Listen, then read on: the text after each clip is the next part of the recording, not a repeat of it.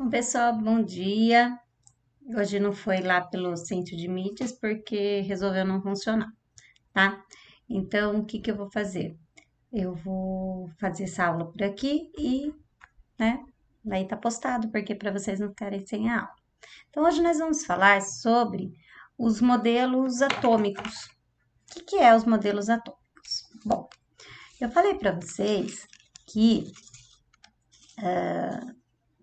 que tudo que existe, ocupa lugar no espaço, ele é matéria. E toda matéria é constituída por átomos. O que são átomos? São a menor partícula da matéria. Ou seja, se eu pegar qualquer matéria, do que ela é composta? Do que ela é feita? É feita de uma combinação de átomos. Nós temos aí cerca de 118 elementos químicos diferentes, ou seja, são 118 tipos de átomos diferentes, que a união desses átomos a união desses átomos, ou seja, quando eu ligo um átomo no outro, eu constituo qualquer matéria, que nem pecinha de Lego. São vários tipos diferentes que a gente junta e monta o que quiser. Na natureza também acontece isso, né? Então a gente vai combinar esses átomos em quantidade e variedades diferentes e eu tenho tudo. Por exemplo, eu tenho a água, eu juntei dois átomos de hidrogênio e um de oxigênio. Eu tenho o etanol, eu juntei dois átomos de carbono, seis átomos de hidrogênio e um de oxigênio. Então, que isso vai acontecendo e eu vou montando. Beleza. Quando começou-se a se pensar em átomos, né? Quem pensou nisso, e assim, tem várias teorias, mas isso foi muito antes de Cristo. E depois foi evoluindo isso até chegar no que a gente tem hoje, tá? Mas então lá ninguém sabia nada? Então, a gente vai criando hipóteses de acordo com aquilo que a gente vai aprendendo, com aquilo que a gente vai tendo conhecimento. Então, aquilo que a gente não conhece não existe para a gente, certo? Para os cientistas é a mesma coisa. Os modelos atômicos, ou seja, como eles pensavam que o átomo era, foi mudando de acordo com o que eles foram aprendendo durante os anos, certo? Então, vamos lá. Ó, opa. Falava-se lá na antiguidade que tudo era composto dos quatro elementos da Terra. Quais são os quatro elementos presentes no planeta Terra? Água, ar, fogo e terra. Então, nós temos aí alguns desenhos, filmes, que falam sobre esses elementos naturais. E eles achavam que os átomos também eram feitos desses elementos. Então, eles achavam que tinham quatro só, no começo, tá? Então, eles, né, os filósofos gregos se preocupavam em encontrar alguma explicação, né? Então, tem lá do Aristóteles. O Aristóteles achava que a matéria ela se transformava em outra. Então, a matéria era uma coisa contínua. Não era pedacinhos, era uma coisa só que ia se transformando, ia mudando, ia resolvendo todas as coisas. Então, ele achava assim, né, dos quatro elementos, fogo, ar, terra e ar. Então, ele formava um losango e com isso ele tinha lá os seus, os seus compostos, tá? Pouco depois, né, de Aristóteles, veio o Demócrito e o Leucípio. O Demócrito era o mestre, Leucípio era o seu. Então, um era o mestre, o outro era o subordinado, ou como é que a gente chama? Não é aprendiz. Isso. Os dois trabalhavam muito juntos no começo, depois os dois viraram mestres, enfim. Ele já acha que a matéria, ela era assim, a gente ia quebrando e chegava uma hora que acabava tudo. Não tinha mais como quebrar. Então ele achava que a matéria era descontínua, há um limite para essa divisão. Ou seja, eu quebro, quebro, quebro, quebro, quebro, vai chegar uma hora que eu não quebro mais. E foi ele que deu o nome de átomo. Por quê?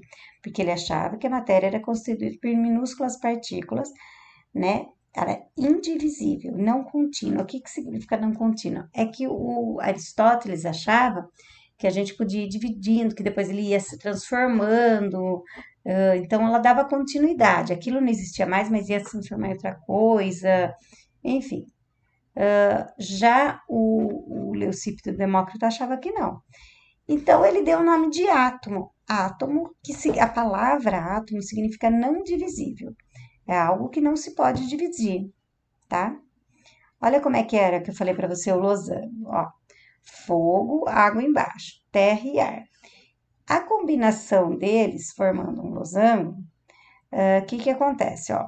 O fogo, entre o fogo e a terra, tudo que era seco, entre o fogo e o ar, tudo que era quente, entre o ar e a água, tudo que era úmido, entre a terra e a água, tudo que era frio.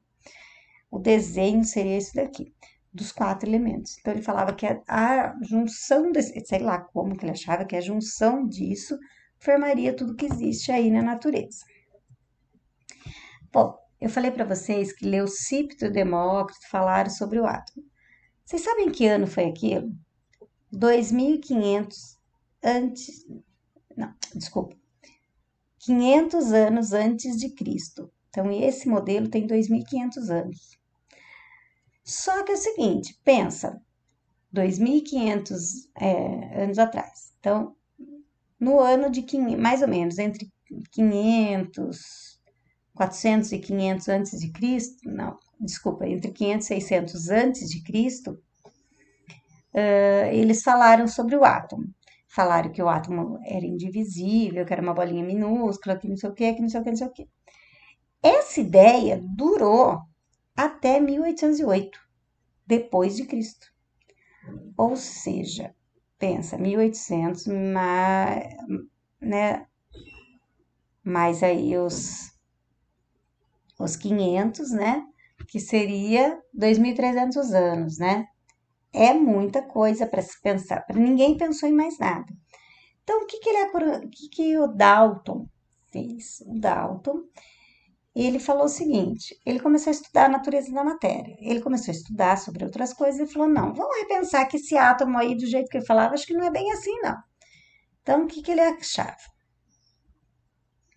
Que a matéria era formada por átomos, sim, e ele achava que eram partículas esferas maciças e indestrutíveis. Até aí, ele também falava isso. O Demócrito lá falava a mesma coisa. Só que ele achava que é o seguinte, ele achava que existiam vários elementos químicos, porque já foi descoberto. Não tinha muito, mas tinha. Ó, aqui embaixo, no vídeo de vocês, tem aí como ele representava os elementos químicos. Então, o que que acontece? Ele tinha um desenho para cada tipo de elemento químico, tá? Então, ele achava que cada elemento químico tinha uma massa diferente, um tamanho diferente e as propriedades químicas e físicas dele eram diferentes. Então, o que que ele acreditava? Ó, ele colocava como o átomo como se fosse uma bolinha maciça. Então, ele chamou esse modelo de bola de bilhar, porque parecia uma bolinha de bilhar na ideia dele, tá? Então, ele falava que as substâncias eram formadas pela combinação dos elementos numa proporção de números inteiros, ou seja, eu vou ter um átomo, 2 átomos, 3 átomos, eu não posso ter metade de um átomo. Então, H2O tem 2 átomos de hidrogênio e 1 de oxigênio. Então, sempre a combinação com números inteiros, tá? E ele falava que é o seguinte, que a combinação desses átomos geravam as novas substâncias, certo? E ele sofria de uma deficiência visual. O que que significa? Ele sofria de daltonismo. Ele que estudou, né? Ele, os médicos, estudaram essa doença, porque, na verdade, não é doença, é deficiência, desculpa, eu que errei. Imagina que é doença. Ele é uma condição genética do qual não se tem muito a visualização correta das cores. Então, eles veem espectros de cores. Então, por exemplo, o Dalton, ele via de vermelho a marrom, tudo como se fosse uma cor só. Ele não via a diferença entre elas. E não só ele, como vários da família dele, né, que é uma condição genética. E daí, com isso, ele foi estudando, ele, os médicos, e chegou nessa condição chamada daltonismo, tá? A gente fala, ai, daltônica. O que a gente pode fazer? Olha uma situação experimental. A gente pega uma caneta Bic, esfrega no cabelo. Pode ser uma caneta ou pode ser uma bexiga. Esfrega, esfrega, esfrega, esfrega, esfrega, esfrega. Se você pegar e passar, ó, você consegue puxar fios de cabelo. Ó, você encosta e o cabelo puxa. Façam isso. Ou pega pedacinho de papel alumínio, alguma coisa assim, certo? Quando você faz isso, você eletriza alguma coisa e ele tem a capacidade de pegar. Quando ele chegou nessa eletrização, ele entendeu que o átomo não podia ser daquele jeito e continuaram os estudos. Até que em 1903, o Thomson também estava estudando essa parte da eletricidade e ele descobriu, olha o desenho aqui, isso aqui é um raio catódico, tá? E ele colocava os gases aí e utilizava uma eletricidade. O fecho de luz, ó, o fecho de eletricidade tem um desvio ali. Por que que ele tem esse desvio? Porque ele entendeu que pode ser que ele tenha eletricidade. E daí, o que que ele descobriu? Ele descobriu que no átomo tinha partículas que são carregadas negativamente. Então, daí, o que que ele fez? Dá uma olhada, olha o átomo dele. Enquanto que o Dalton tinha uma bolinha maciça, o Thomson, ele acreditava que essa bolinha maciça era com incrustados de elétrons. Então, a bolinha maciça era positivo, como vocês estão vendo aí, tem um maisinho no meio, e essas bolinhas aí eram os elétrons negativos. E ele achava que isso daqui parecia um pudim, sabe pudim de pasta que manjar, que tem um monte de ameixa? Então, ele acreditava que era mais ou menos isso. Não explicava direito algumas coisas, até que em 1911, um foi em 1903, outro em 1911, Rutherford, um outro cientista, fez um modelo. Ele estava estudando. Então, o que que ele fez? Dá uma olhada. Isso é uma experiência. Então, deixa eu colocar os elementos aqui. Ó, ele fez esse experimento. Essa parte marrom, que parece uma ferradura, ele era um papel fotográfico. Então, qualquer coisa que batia ali em de luz, ele é registrado. Essa parte amarela, número 5, aqui no meio, ele é uma lâmina de ouro muito, muito, muito, muito, muito fina, de ouro puro, tá? Depois ele pegou uma caixinha de chumbo, um bloco de chumbo, ele colocou polônio ali. Polônio é um elemento radioativo. E ele pegou e colocou um feixe positivo de energia passando pelo polônio, que ia bater lá na folha de ouro. O que que aconteceu? Ó, a maioria das partículas atravessou a folha de ouro e bateu lá no filme fotográfico reto. Algumas batiam na folha de ouro e voltava, ela ricocheteava. E algumas batiam na folha de ouro, atravessava, mas não ia reto, ia pular para cima, para baixo. O que que isso significa? Vamos pensar. Ó, a maioria das partículas passava livremente através da placa de ouro. Isso quer dizer, e o ouro é feito de átomos. Se ele passava livremente, não tinha nada que impedia. Se não tinha nada que impedia, o que que ele achava? Que o átomo tinha muita coisa vazia no átomo. O átomo tinha lugares onde ele poderiam passar por ele. E daí o que ele descobriu com isso? Que o átomo tinha.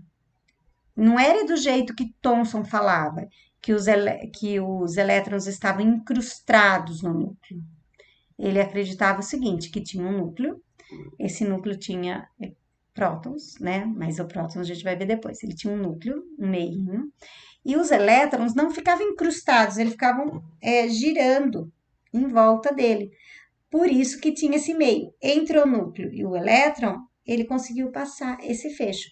Então, ele descobriu que o átomo era vazio. Tá. E aquelas que não conseguiam atravessar essa lâmina? Por que que não conseguia atravessar? Porque ele acreditava que ele batia no núcleo.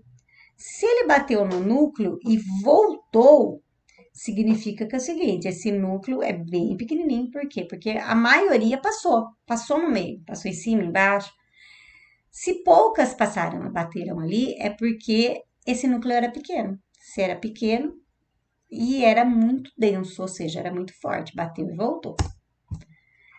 E aquelas que passavam e sofria desvio, lembra? Passou e bateu ali. Isso quer dizer que passou muito perto. E ele acreditava que esse núcleo, por quê? O que aconteceu? E eles já descobriram que tinha os elétrons, né? Thomson descobriu que tinha os elétrons. Então, o que ele fez? Ele passou uma energia diferente da dos elétrons. Se o elétron é negativo, ele colocou uma partícula positiva. Positivo com negativo, eles se atraem. Só que o que aconteceu? Ele descobriu que no núcleo não é positivo, que não é negativo, é positivo. Por quê? Porque quando a energia positiva com a energia positiva, o que acontece? Ela se repele. Então, quando passou, ela desviou, foi para longe. Por isso que ele descobriu que era um núcleo positivo. Ele deu o nome de modelo planetário. Por quê? Porque parecia um sistema solar, ó. Esse daqui é o átomo que ele imaginou, um núcleo, que é o preto, e os elétrons girando em volta. Entre os elétrons e o núcleo não tem nada, é vazio. Da mesma forma que o sistema solar. O núcleo seria o Sol e os planetas girando em volta. Então, os planetas, no caso, seriam os elétrons. Então, esse é o modelo atômico que ele fez. Bom, na época ele achava que o núcleo era positivo e os elétrons ficavam. Eles não sabiam dos nêutrons. Os nêutrons, que são cargas que não têm carga elétrica, são substâncias que não têm carga elétrica, só foi descoberta em 1932. O que a gente vai fazer? O que a gente vai fazer, não. Você tem um outro vídeo aí só sobre o átomo. Então, vocês vão assistir, vocês vão ver essas partes, tá? Ele descobriu que é o seguinte, o núcleo é muito menor que a eletrosfera. Se a gente fosse comparar, o núcleo onde estão os prótons e os nêutrons seria uma formiga. Os elétrons estariam girando na arquibancada do Maracanã. Olha, o que tem nesse meio? Entre a formiga e lá, nada.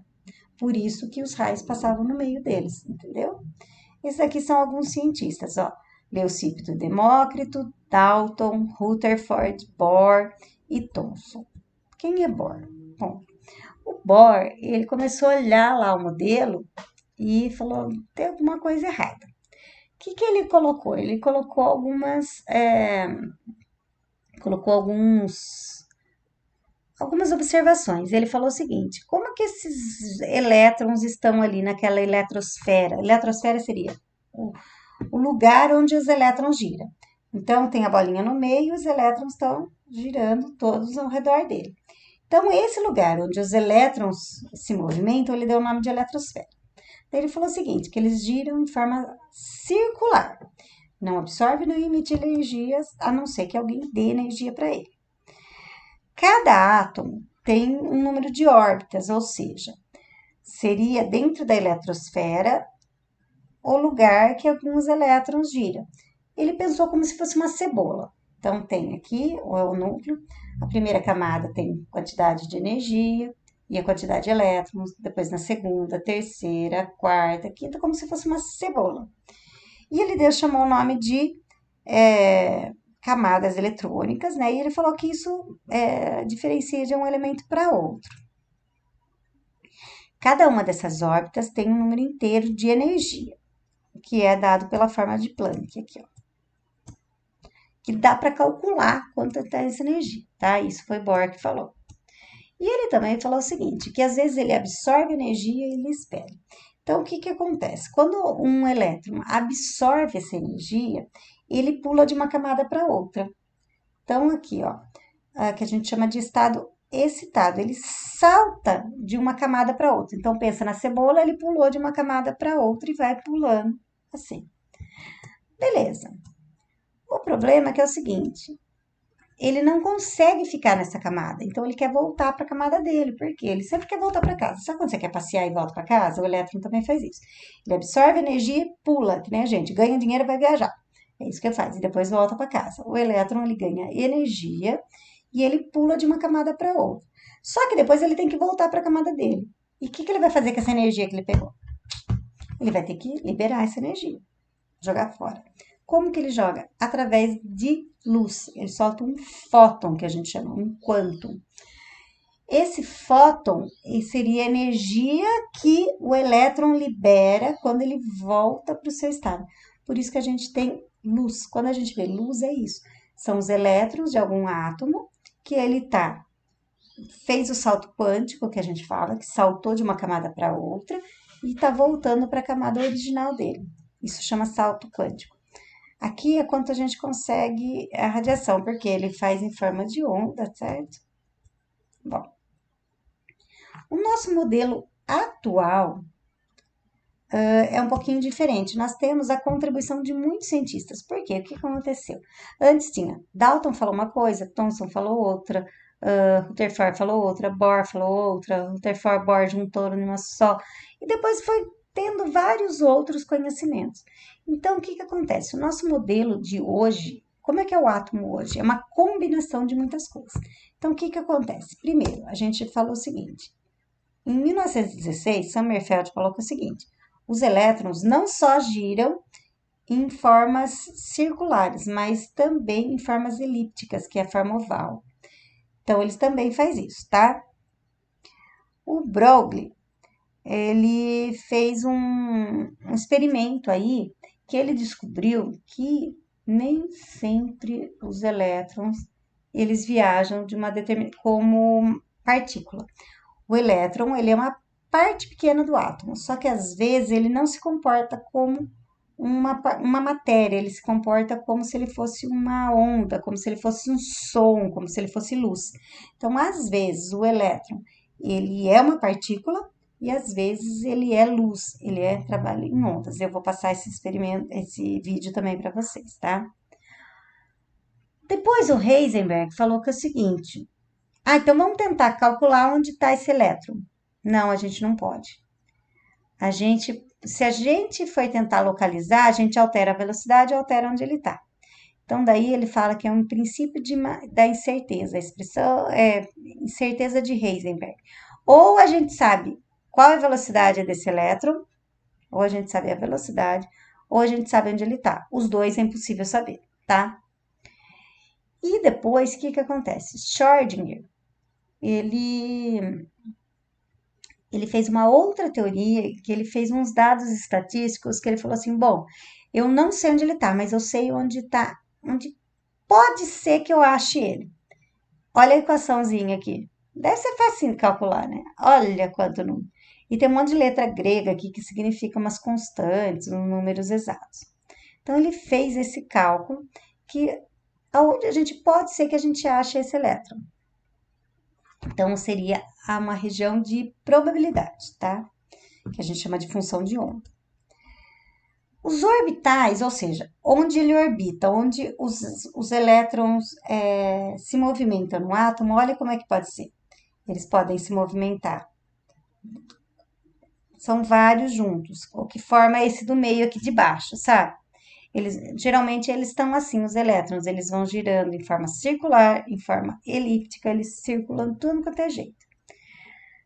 Então, isso é como que o elétron faz, tá? Que a gente chama de plano nodal, que é a probabilidade, aonde ele seria a probabilidade de onde ele está. Então, do modelo atual, nós temos Sommerfeld, o Broglie, Heisenberg e Schrödinger. São esses os nossos cientistas que fizeram a contribuição para o modelo do átomo, certo? Então, o que acontece aqui?